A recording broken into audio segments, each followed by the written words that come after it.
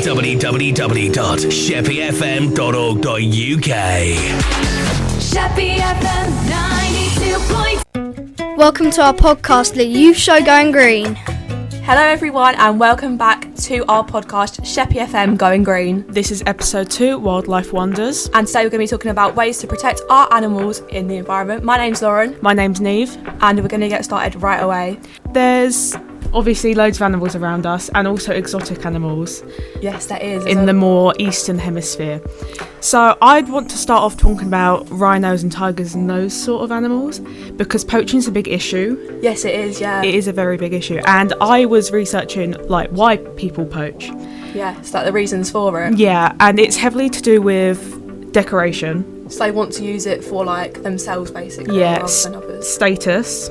Yes. That's you see them in movies when they have tiger rugs on the floor. It's they must be very rich. It's terrible. It's like a sign of them being wealthy and things like that because they are able to get stuff that not many people can. Yeah, and it's also a lot to do with traditional Chinese medicine and Asian medicines. Yeah, they believe that it can cure fevers, hangovers, and even sometimes cancer. Really? Yeah. Wow. That kind of links with my topic that I'd like to discuss, which is all about how makeup testing on animals as well, because they do a lot of makeup testing on pets like animals and guinea pigs, and I know that they are quite homely pets, so a lot of people have them as pets in their home, and it's kind of shocking to think that those animals that people really love and look after can be used for stuff like makeup, which a lot of us tend to use quite a few times during a week. Yeah. So it is quite concerning the fact that they are getting tested on animals. So my advice would be for anyone who is kind of unsure on whether they are using the ones that have been tested by animals, it's always make sure you can look on the label, and whenever you go somewhere and try and get something, just check if it's animal friendly, because you're having an impact on saving these animals that might not be around for much longer. Yeah, it's also important to check out the shampoos you're buying and the conditioners, because they are also used for animal testing. They usually have the label at the bottom.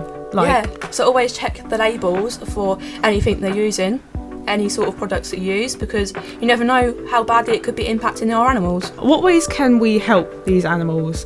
I believe that we can help a lot of these animals by using sort of social media as a way to kind of raise awareness.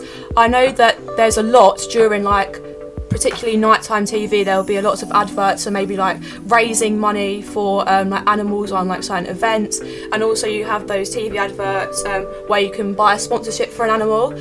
We've personally done that in our school, so we've raised a pangolin, so we've adopted one of them, and we get regular updates with it, and it's just a way that we know that we're helping.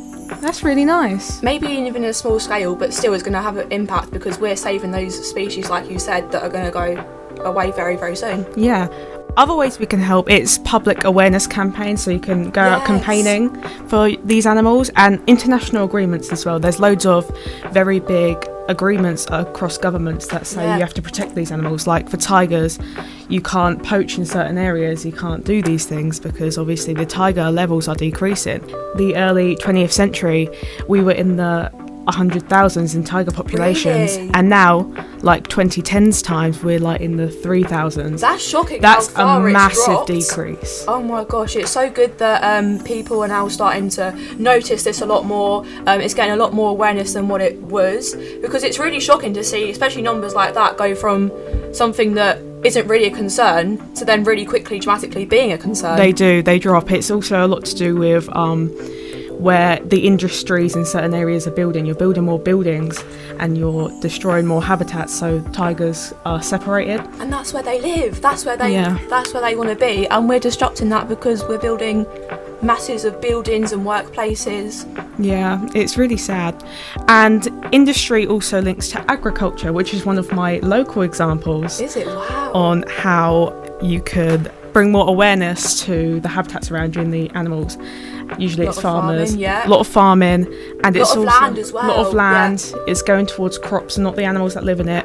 And hedges, actually, farmers usually cut down their hedges. Really? And hedges contain a lot of like smaller wildlife like bees, a lot of insects, some birds, so all these animals, and they're just chopping them down. They're just chopping them down. So we need to really raise that awareness, because you don't really think about it. It's a hedge. No. But it's really like significant. Me, I'll like walk past one, or like be in the car and drive past one. I don't know what's there. There could be like a whole family of like wild like bunnies or even hedgehogs, because that was one of my ones as well, because a lot of people are making like hedgehog houses, and like they have like creative beehives and everything in their garden, and I think that's really good, and it's something really easy that people can do locally as well. Yeah. Because you basically get a pet. Like, you can go outside, you can check on like the hedgehogs that are in their houses, you can watch all of the bees thrive in their own little home, and it's kind of bringing back that thing that we've missed, because we've not paid attention to it for so long, and now we're finally slowly getting there. We are slowly getting there. And it's also important to remember that it's not just on land wildlife that's a concern. And sea as it's well. Sea wildlife. Yeah. So, not trying to point out any fingers, but if you are littering, there's 8 to 13 million tonnes of litter that ends up in the ocean every year. That's awful. I do know as well that like every 3 minutes, it's equivalent to a truckload. A truckload of pollution is chucked into the sea throughout the world. That's every 3 minutes. That's every 3 minutes. If we continue chucking it in, our animals are going to die out. I know they mentioned on the podcast last time about all of our seas, rivers and oceans. They're going to get impacted, and our world's just going to be a really sad place for them, and they won't be able to thrive.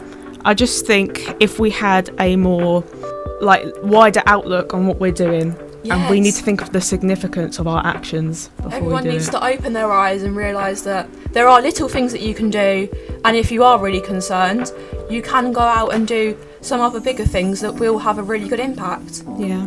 So I think that's what we need to take away from this conversation and this podcast. I very much agree with you. I think today's episode's been about just making sure that everyone really opens their eyes to what's going on, not locally, but also around the world as well. So thank you for listening to this podcast. Thank you for listening. It's been Lauren. It's been Neve. Thank you so much. We'll see you in the next episode. Bye. Thank you for listening to our podcast. Join us soon for our next environmental project.